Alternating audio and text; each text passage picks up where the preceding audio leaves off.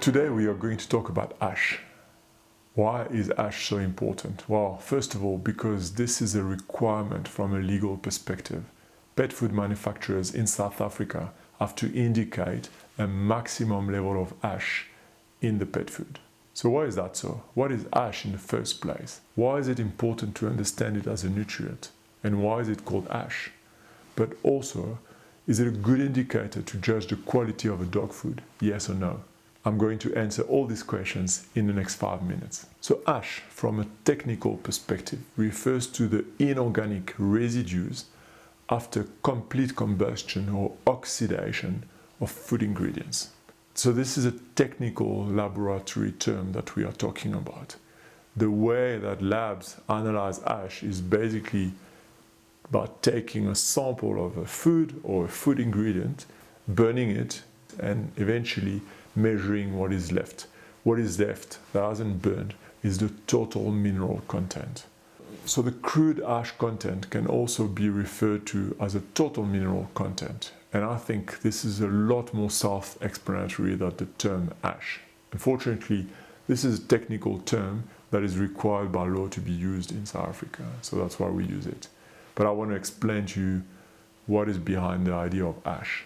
So in the total mineral content, you find macro minerals like phosphorus, like calcium, and you also find trace minerals like zinc, iron, copper, etc. I'm not going to list them all here. They all play a different role and they're all required in different amounts. The separation between macro minerals and micro minerals or trace minerals has to do with the amounts that are required by the dogs. Of course, calcium and phosphorus are required in higher quantities than zinc or iron or sulfur, for instance. My opinion is that the reason why the law in South Africa makes it compulsory to display the maximum ash content in pet food is to protect the consumer. You don't want too much ash really, because when there's too much minerals, they become undigestible by the dogs.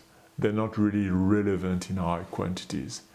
And the risk is to find high mineral content in poor quality type of proteins. I will give you an example to illustrate. One of the cheapest sources you can find is pork meal. Well, pork meal is 35% ash and above. This is really a lot of bones actually. Bones also contain protein, which gives them their flexibility. So you've got an ingredient that is both rich in protein and in ash. So it comes hand in hand.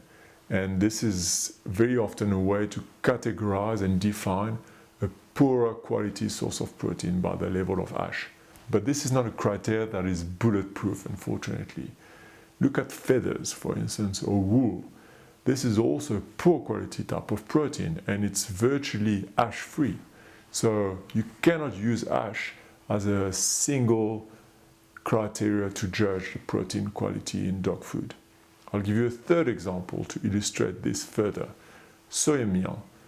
Soya meal is a source of protein that is not fantastic for dogs because it's a source of vegetal protein, so dogs do not digest these very efficiently, or at least less efficiently than animal proteins.